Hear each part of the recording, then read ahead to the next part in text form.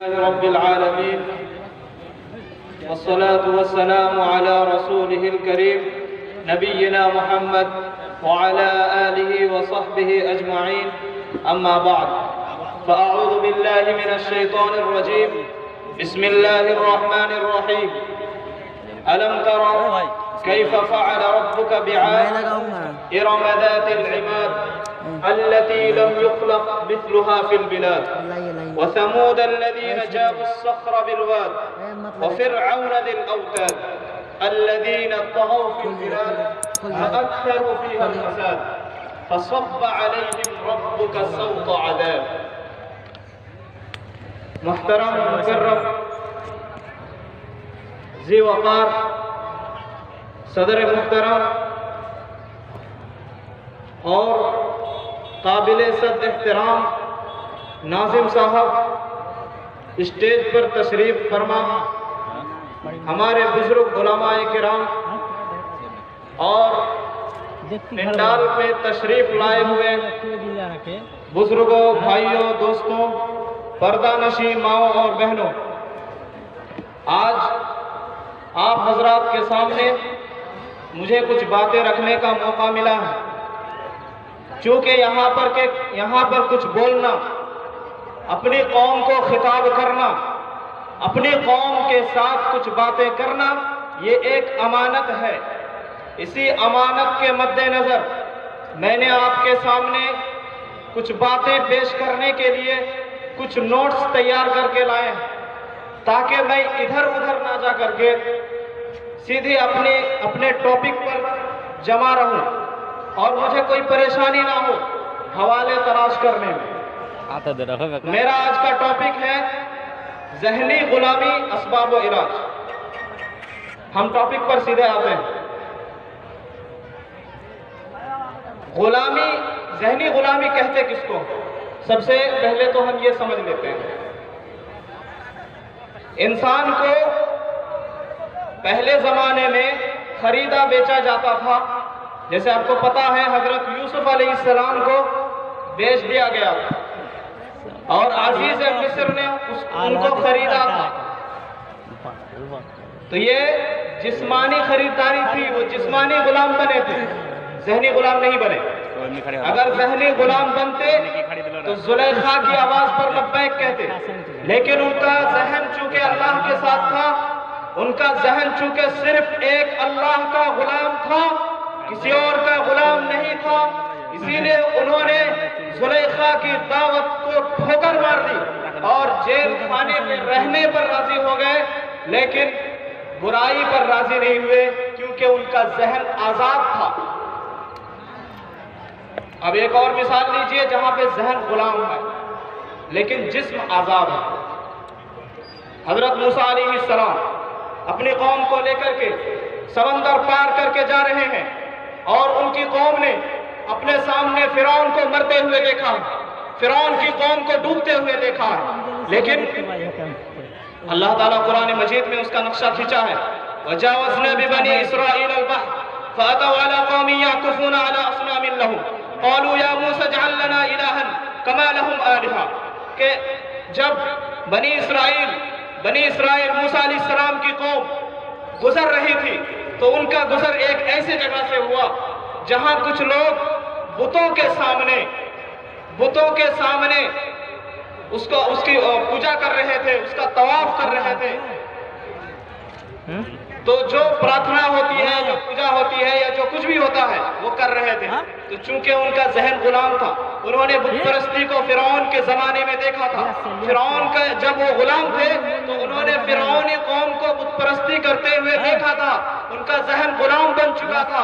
इसीलिए जब उसी बात को उन्होंने दूसरी जगह पे देखा तो वो आजाद हो जाने के बावजूद मूसा अलैहिस्सलाम से मुतालबा कर रहे हैं कि हमारे लिए भी इजअल लना इलाहन कमा लहुम आलिहा, जैसे उनके लिए माबूद है हमारे लिए भी कोई माबूद, कोई पूजनीय चीज मुकर्रर कर दीजिए।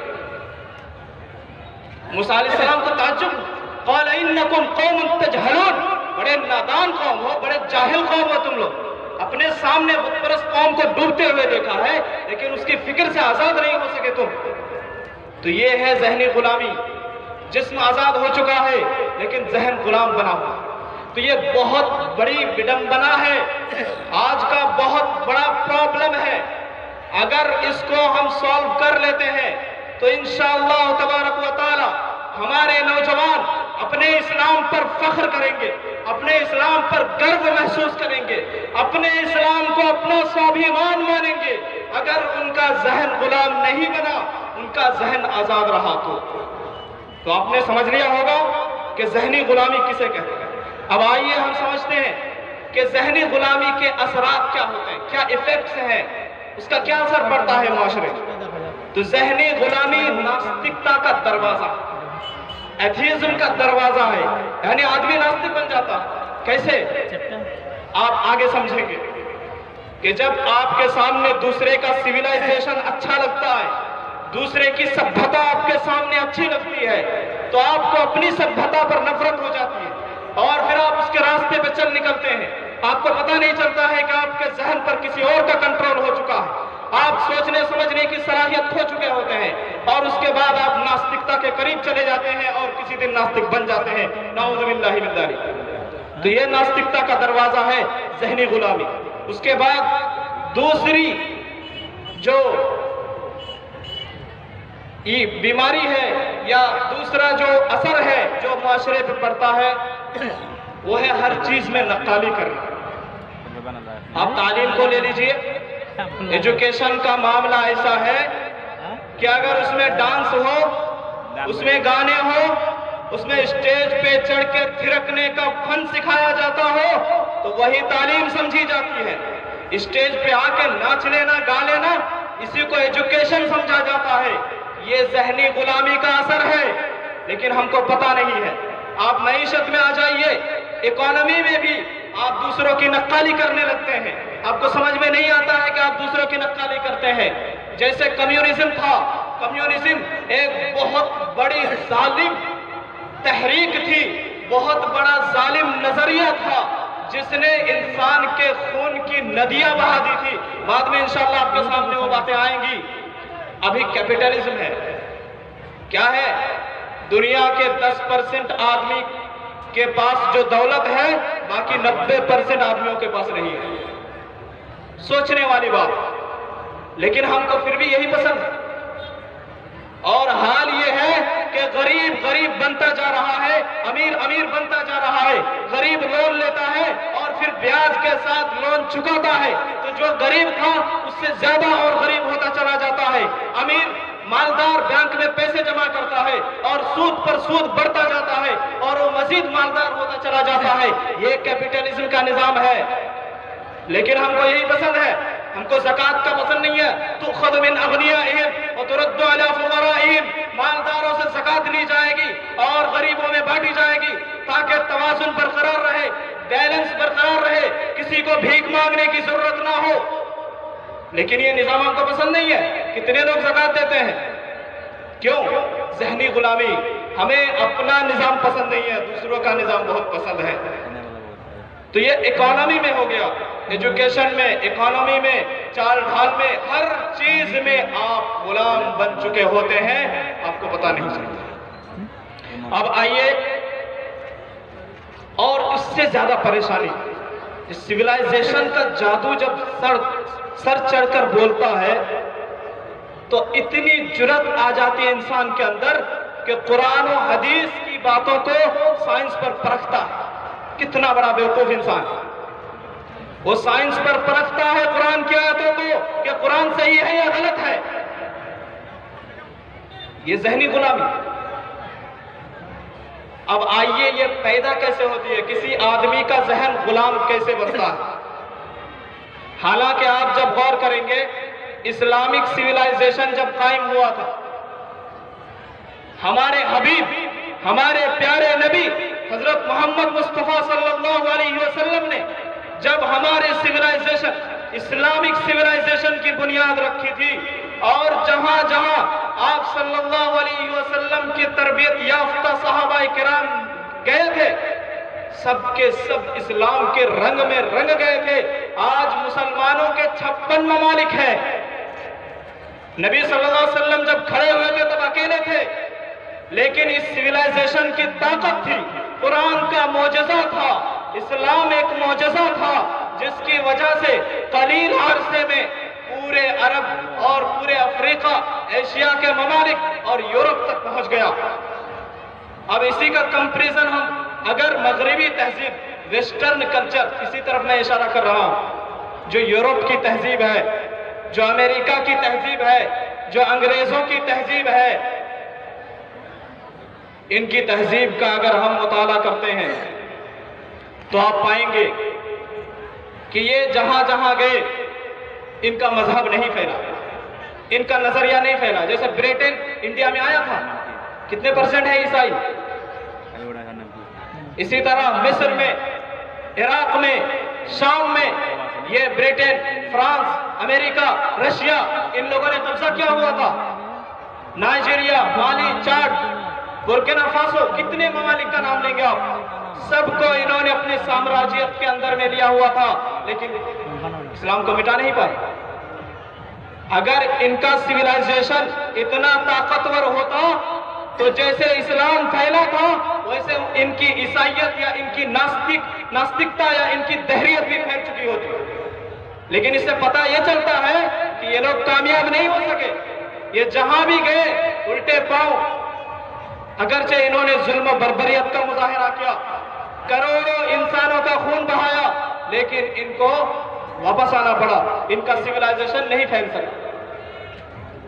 तो ये इस्लामी सिविलाइजेशन और वेस्टर्न सिविलाइजेशन के दरमियान एक बहुत बड़ा फर्क है, ये लोग अपनी बात नहीं मनवा सके। अब आते हैं कि ये जहनी गुलामी क्यों बनती है।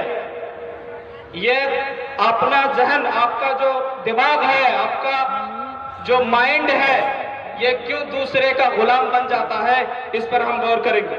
सबसे पहला सबब जो एक्सटर्नल सबब है, आपकी जात से रिलेटेड नहीं है बल्कि बाहर से आप पर इफेक्ट पड़ता है, तो वो पहला सबब है मीडिया। इस पर बात करने की मेरे ख्याल से जरूरत नहीं है। मीडिया में आपके मुस्लिम शासकों को लुटेरा और गुंडा और चोर डाकू बना करके पेश किया जाता है ताकि आपकी नजर में खुद आपका सिविलाइजेशन बुरा बन जाए। मीडिया में मुसलमानों की छवि को खराब करके पेश किया जाता है ताकि आपके जहन में मुसलमानों की छवि खराब बैठ जाए। एक बच्चा बचपन से लेकर के बुढ़ापे तक एक ही चीज बार बार देख रहा है, इस्लाम ही कसूरवार है, मुसलमान ही कसूरवार है, मुस्लिम शासक ही गुंडे हैं, लुटेरे हैं, डाकू हैं, खूनी है, दरिंदे हैं। तो जाहिर सी बात है उसका जहन क्या सोचेगा? उसका जहन तो यही सोचेगा कि वाकई में इस्लाम ने ऐसी तालीम दी है जो लोगों को दरिंदगी सिखाती है, सोचेगा। तो मीडिया बहुत बड़ा कारण है, बहुत बड़ा सबब है आपके जहन को गुलाम बनाने का। तो इसलिए इससे सतर्क रहने की जरूरत है। उसके बाद दूसरा सबब फिल्म और सीरियल। आपने देखा होगा एक नौजवान है, बाल को इधर से छोटा कर लिया और ऊपर से बड़ा कर लिया है, रंग लगा दिया है, पैंट पहना है, फटी हुई पैंट है, क्योंकि उसने अपने हीरो को फटी हुई पैंट पहनते हुए देखा था। टी शर्ट पहना है, उसमें क्रूसेट का निशान है, क्रूस का निशान है, सलीब का निशान है, लेकिन उसको कोई फिक्र नहीं क्योंकि उसका हीरो जो है उसने ये लिबास पहना था। अजीब व गरीब किस्म के जूते पहने हुए हैं, क्यों? क्योंकि उसके हीरो ने पहना था। अब चल रहा है, अजीब व गरीब हरकतें कर रहा है, लड़की सामने आ रही है, उसको घूर रहा है, नजरें गड़ा करके देख रहा है। क्यों? क्योंकि हीरो ने लड़की पटाने की उसको तालीम दी है। उसने फिल्म में देखा है कि हीरो को कैसे पटाया जाता है, इसीलिए वो लड़की को घूर रहा है। और फिर लड़की भी अगर फिल्म देखी है, उसका जहन भी तब्दील हो चुका है, उसका जहन भी गुलाम बन चुका है, तो फिर उसके जाल में वो फंस जाती है और उसके बाद फिर आगे का मामला वाज़ेह है और एक दिन फिर समाज में ये मुंह दिखाने के लायक नहीं रहते। हीरो को फिल्म में इस तरह पेश किया जाता है कि चाहे वो करोड़ों इंसानों को कत्ल कर दे, वो जिना करे, फहाशी करे, जो भी करे, हीरो के सपोर्ट में आप बने रहते हैं पूरी फिल्म में। पूरी फिल्म में आप चाहते हैं कि हीरो ही जीते, भले ही सारी दुनिया तबाह हो जाए। और यही फिल्म वाले आपके किरदार